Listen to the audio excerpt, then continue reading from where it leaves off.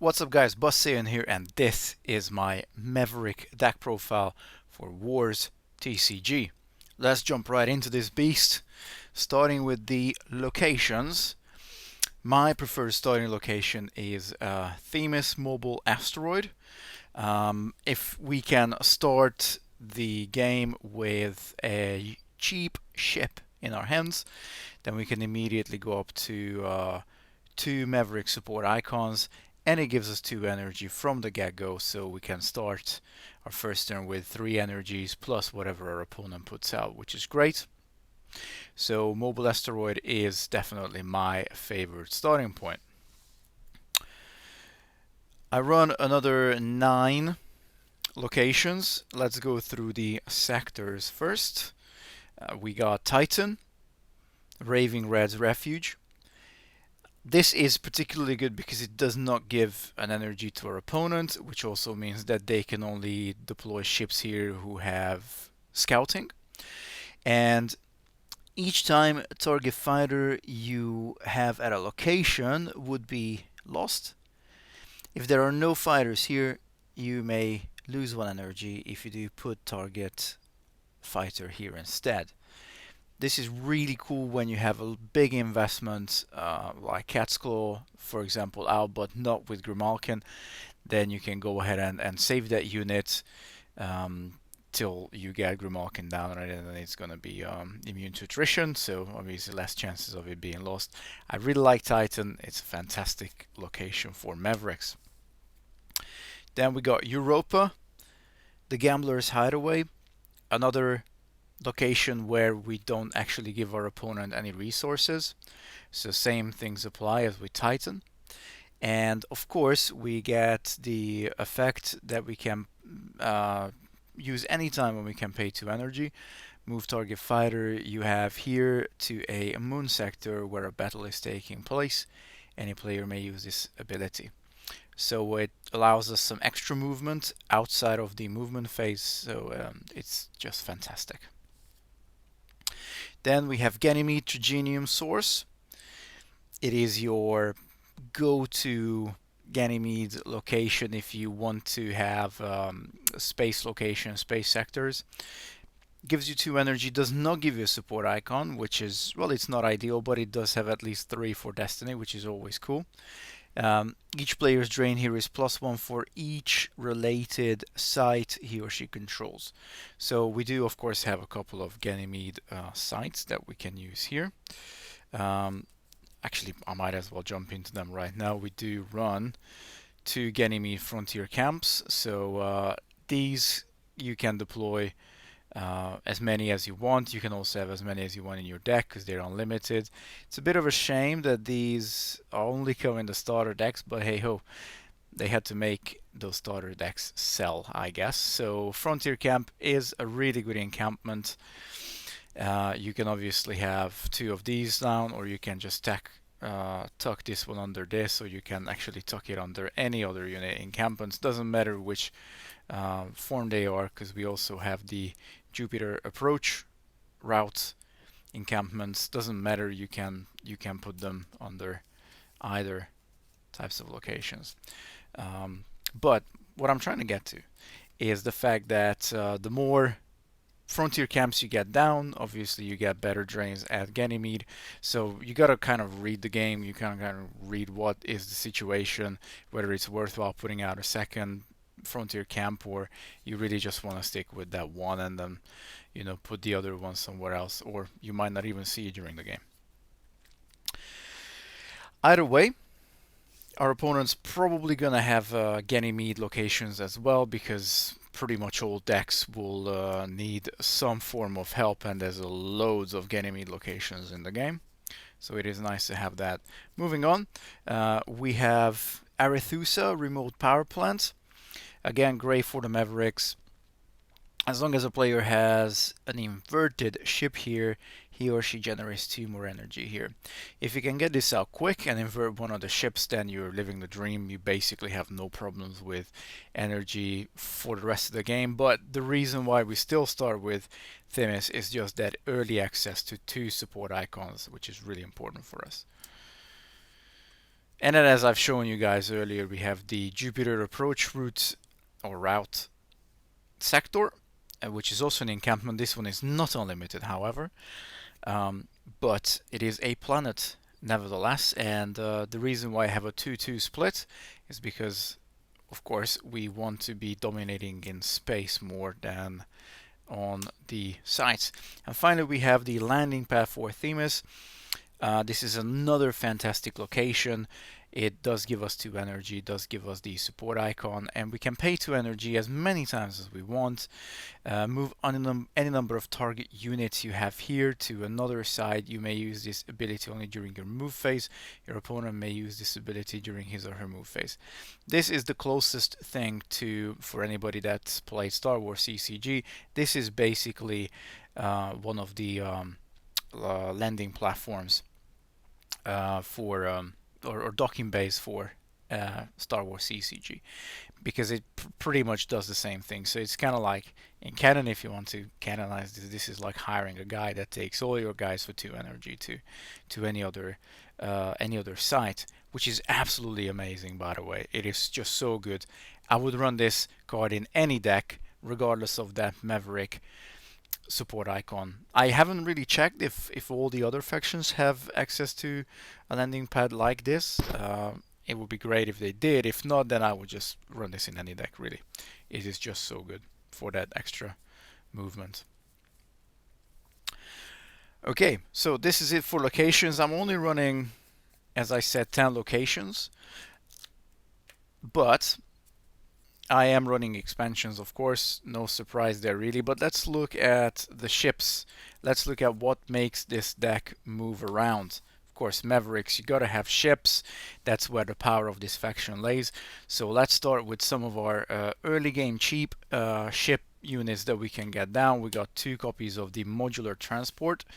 Not much on the surface, but it doesn't cost you any energy to play. You just need to have 2 support icons there, which is pretty good. I mean, it is as good as, you know, basically free ships get.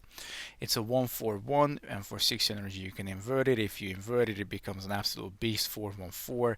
Each time you attack here, you have, if you have another inverted ship here, then you can activate up to 3 energy. So it really does so many things, and again, it's an early drop. It's a good unit. You want it out. That's basically the gist of it. You want it out. Continuing with cheap ships, we got 2 copies of Vulture. Vulture again is, well, it's not free, but it's only a 2 cost, and this time we only need 1 support icon, so you can straight up play this one. One of the great cards to see in your opening hand. It's 2/4. It does have scouting, which can be useful depending what our opponent's trying to get into specific shenanigans with their locations. For 2, you can invert it and it becomes a 4/2/2. So it's just an honest little cheap ship, really.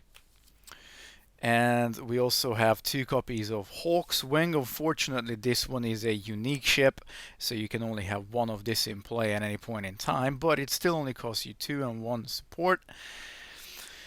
2/4, which is great, but also if you can get this down early game and your opponent can't really react to it, then they have to lose cards from their reserve or active or used pile, which is always fun, of course. They can't lose cards from their hand when you drain there. And then finally, we got 3 copies of Haggard Hulk. 3 cost a little bit more expensive than the previous ones, but it still only costs 1, or it's only looking for 1 support icon. Again, it has scouting. It's a 3/3, which is pretty good. And for 3 energy, you can invert it. Becomes an absolute powerhouse of 7, but it drops down on tactics and defense quite heavily. Nevertheless, it's again just one of those early units, cheap units you want to get down. And particularly why I chose the Haggard Hulk is it just goes nicely. It's a nice little rounded card that you're obviously gonna find some good use for. Moving on, we also have my favorite cheap ship, which is the Death Dealer. And as you can tell, I'm running the full playset here. Again, what's fantastic about this one is that it's not unique, so you can have up to 4 down in play. It's a 2/4, which is not bad at all. You are definitely any combination of two ships being down, you get Battle Destiny, because none of your ships are one tactics, so you get the Haggard Hog down with a Death Dealer. You are where you are. Hawkswing again, you got four tactics. That's great. Vulture, same story. The only thing is if the modular transport does invert, then it drops down to tactics of one. But again, you're not gonna do that early game. Probably you're just gonna be happy that you got a four tactics that draws Battle Destiny from the get-go. So we got four copies of Death Dealer here. I just love this card so much. So as I said, it's a 2/4. Once per turn you can pay for energy. If this ship is at a sector that has a Maverick support icon on your side, you invert it. It's not gonna be a hard chip really, let's be honest, because we have encampments that we can even smack onto our opponent's locations, and of course except the Ganymede location, all of our other locations have the Maverick support, so that's gonna pretty much happen. And it becomes a 2/4, so good defense. Still doesn't really change in the stats, but we get this effect where we can then revert it back and damage target ship in a sector battle here. That is huge. That is so good. Just like straight up revert it back. That's the only cost. Yes, you have to set it up. Yes, you have to do that, the reverting as soon as you can, ideally. So it's just this guy's ready. And then as soon as you go into a battle, the first thing you'll do is revert it back, damage one of your opponent's ships. Fantastic stuff. Love the Death Dealer. And then the cream de la cream, I got two foil copies of Cat's Claw. Yes, I would like to point out that they are foil. Now, this one is a little bit more difficult to get down because there are obviously three Maverick supports you're gonna have to have in play. So you're digging for those locations early game as you normally would in Wars or Star Wars CCG. It's a 2/15, which is not bad. That's a good defense ultimately. And each time you play a character who has piloting aboard this ship, you may invert it. When you invert it, you get Captain Killer K. Grimalkin. And of course, if you do get Killer K. Grimalkin on this ship, the captain means that it is now immune to attrition. Fantastic stuff. And once per turn, you can pay 3 energy, draw 2 cards from your reserve. That is an interesting effect that I'm still trying to get my head around, because you could just draw 2 cards from your energy. Okay, the reason why this is here is in case you stack something on the top of your reserve and you want to draw it back into your hand for some reason. But if you guys see a particular tech here that I'm missing that makes this pay 3 draw 2 better, let me know, because I'm not quite sure.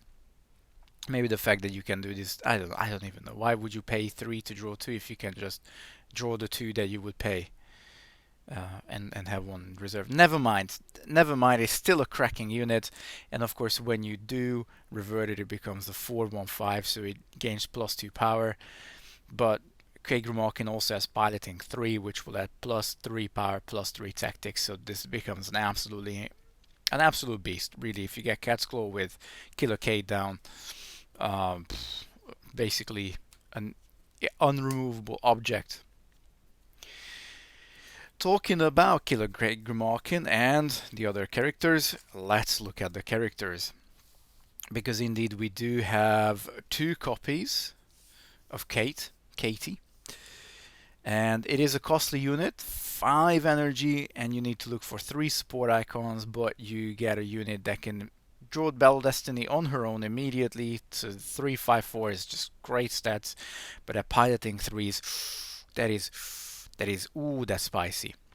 And then you can pay for energy once per turn. If this character is a sector, your opponent can't reveal cards for Battle Destiny during battles at target other sector until end of turn. And if I had to put this into the storyline, that is just her fame. Her fame is so antagonizing. Her name just absolutely puts fear into people's minds, and she doesn't even have to be in the sector. Stops your opponent from drawing Battle Destiny. It's just an absolutely fantastic card. Love this.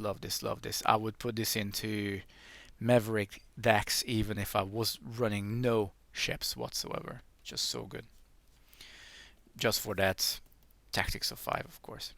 She needs to be at the sector. She needs to be piloting to get that effect off. We have the arguably sexiest Halkia here, Battle Axe Bowden. Certainly, if you ask our Jack Wilgras, I'm sure he will agree with you. 3 energy, 3 support icons, cracking destiny number, power 3, tactics 2, defense 4, and always not as good as Killer K Grimalkin, but we still get a very decent piloting of 2 and a really cracking ability there as well. Once turn, you can pay 3 energy, move target, ship this character is aboard in your deploy phase. So again, extra movement outside of the move phase. This is absolutely fantastic because, well, it breaks that important cycle of you have to battle first and then you move. I love Battle Axe Bowden. She's another fantastic card, fantastic pilot. It's just great. Great card. Got 1 foil. I wish I had 2. Now for extra pilots, I'm rocking a 3 Nimble Jockey here. You can have as up to 3 in play. 3 costs 2 support icon, which is not too bad to achieve, and again we get piloting too, so that's all what we're looking for. We just want that extra piloting to put onto our ships, and you can pay for energy once turn, make a ship this character is aboard, power plus destiny until end of turn. How good is that? Again, if you know, once you set up, you got the money, you can just take that ship from a, let's say, let's just look at a quick example here. Let's go with Death Dealer, right? So we got Death Dealer out, Nimble Jockey piloting, it's immediately a 4/4/4 because of that piloting 2, and then we can slap a card.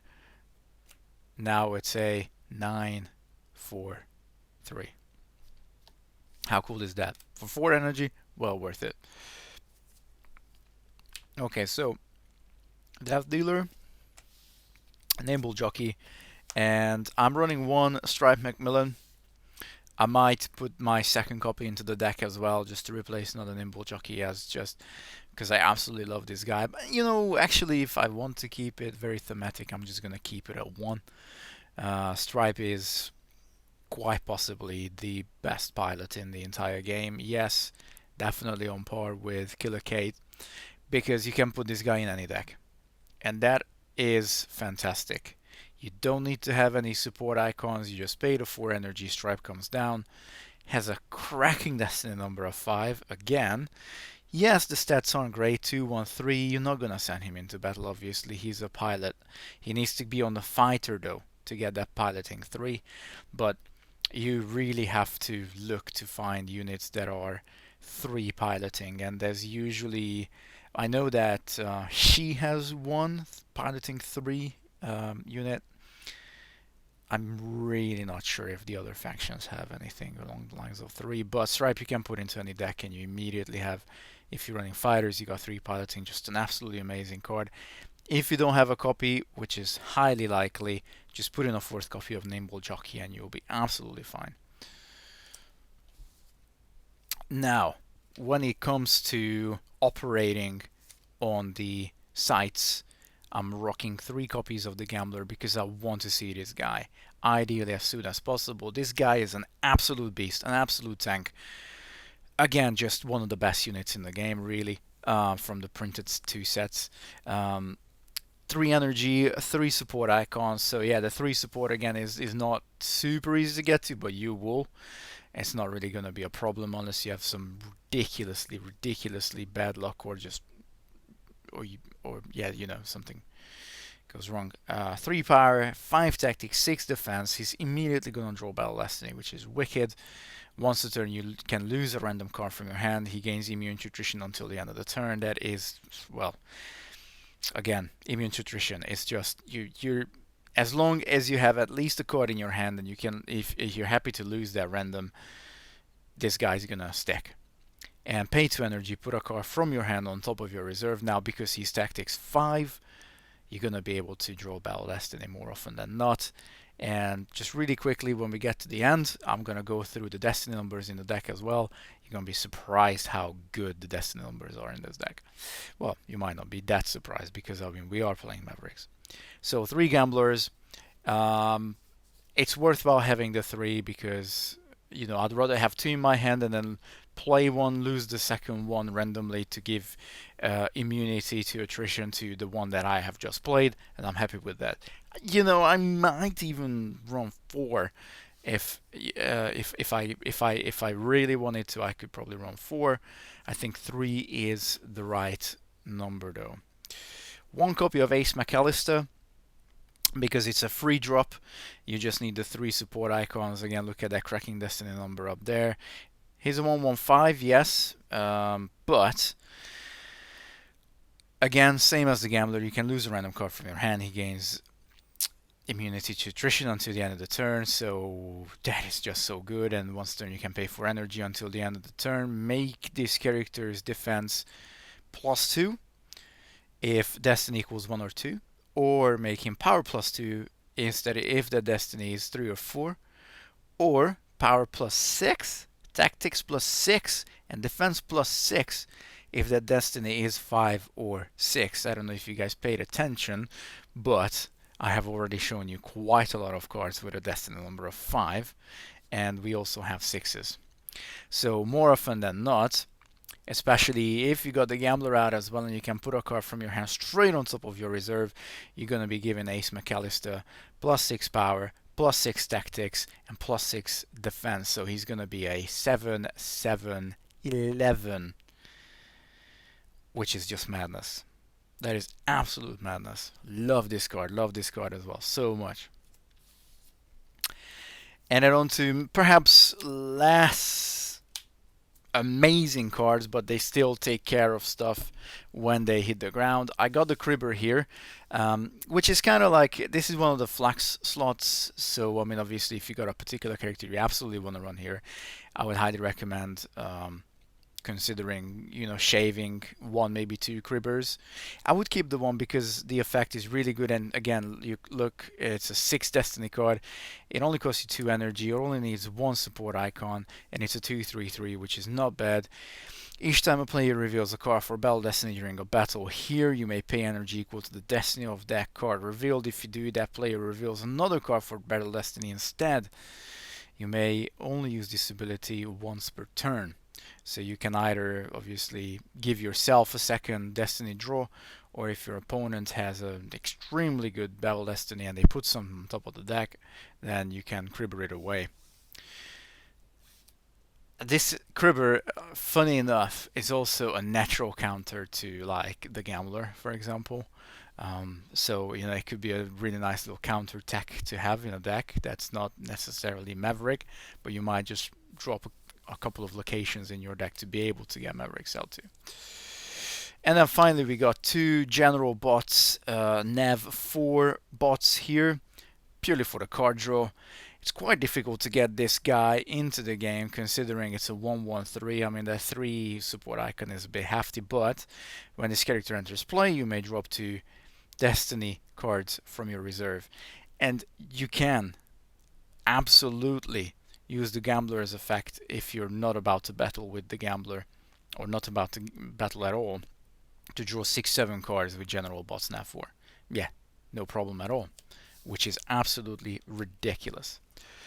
So this is it for characters. I only run 2 vehicles, which are 2 copies of Boxer, but in case we do need a little bit of movement between site to site, then it's nice to have the Boxer. It's got a size of 3, so you know, you can take 3 units, transport 2.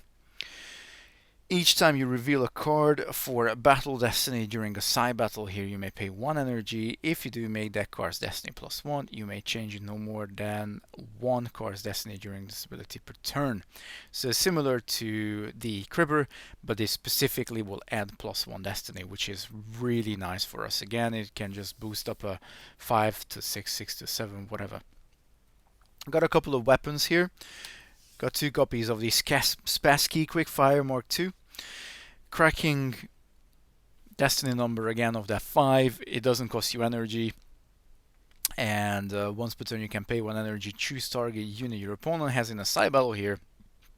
Damage target if his defense is less than Destiny +1. So it's a nice little kind of removal. Get your opponent's guys to be damaged. But my favorite one is the Colt Burton Mark 412. It is more costly, it doesn't have the same nice little destiny number, but its effect is absolutely amazing. Pay 3 energy once a turn, choose target unit your opponent has in a side battle here. If target's defense is less than the destiny, destroy it and put the card you revealed for destiny on top of your reserve. So again, this combos just superbly well with the gambler. Put a high destiny on top of your deck, flip it up. You basically are guaranteed to you got a unit, any unit that has a defense of 5-6, you're gonna pretty much be able to get, because you just need to fish for a 6 or a 7 destiny from your deck, and then you can also of course reveal that for battle destiny as well. Moving on to interrupts, as I mentioned, we're running 3 expansions. I think 3 is a good spot to be at. We got 4 encampments in the deck. We can fish out 1 or 2, which is probably enough. Probably every deck should have at least 3 expansions. If you're running 4, I could absolutely not fault you. Some decks might need more encampment or might want more encampments. I could see 4 expansions ran if you have perhaps less encampments. I think really is a personal choice, because you could also argue that, well, rather than running the expansions, I'm just gonna run more of the unlimited encampments, and I'm exactly there. Yes and no. This actually has a nice little destiny number of 3, whereas encampments, if I find them, I believe they will have, yeah, they have destinies of 0, so at least you gain that, and then it's out of your deck because it's a lost interrupt. We're not running many interrupts here, just the 3 expansions, and of course we're running 4 copies of the 5th Ace. 2 I have in foil. And what these cards do is again just give us a very solid 5 for a destiny, and it's a used interrupt, so it can recur back into your hand eventually. Put 2 cards from your hand on top of your reserve in any order. What more do we need? Just stack the deck. And then the one asset we use are the price of the game.